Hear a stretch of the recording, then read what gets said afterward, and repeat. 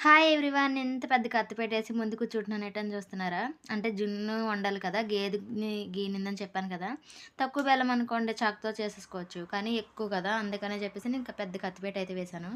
ఇంక దీని కింద ఒక పెద్ద వైట్ షీట్ అయితే ఏసుకొని దాని మీద కోరానన్నమాట నేను.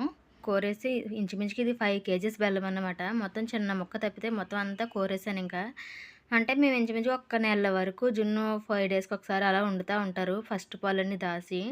పాలు జున్ను పాలు పాడవకుండా ఉండాలంటే కొంచెం తమలపాకు వేసి డీప్‌లో పెట్టినా సరిపోతుంది. త్వరగా పాడవకుండా ఉంటాయి.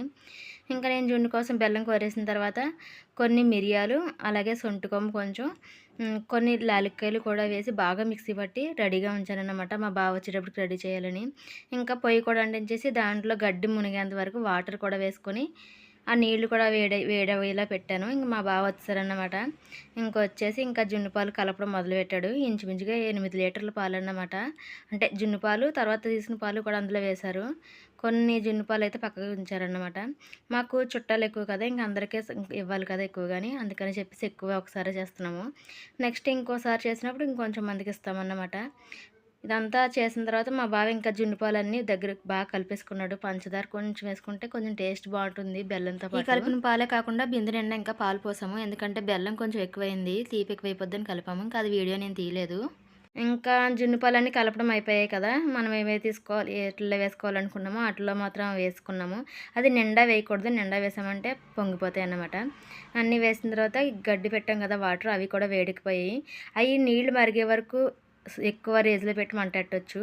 పుల్లలయ్యి ఎక్కువ పెట్టుకొని, తర్వాత ఒకసారి పాలు పెట్టామంటే కొంచెం స్లోగా మంట పెట్టాలన్నమాట. ఇంక మా బావ వచ్చి డ్యూటీ నుంచి వచ్చి ఇయన్నీ చేసుకునేటప్పటికి లేట్ అయిపోయింది ఇంకా నైటు. మా పిల్లలైతే మాత్రం ఈ జున్ను చేయడం చూసిన తర్వాత ఇంక వాళ్ళు అస్సలు పడుకోనంటే పడుకోనని చెప్పారు. జున్ను ఎంత టైం పట్టిందో ఉడకడానికి అంతసేపు కూడా దాని దగ్గర అలా పొయ్యి దగ్గరే తిరుగుతా ఉన్నారు. ఇంక అంతా బాగుంది. గిన్నె కూడా బాగా సెట్ అయిందనుకునేలోపు పైన ప్లేట్ పెట్టడం కొంచెం ప్లేట్ సరిపోలేదు.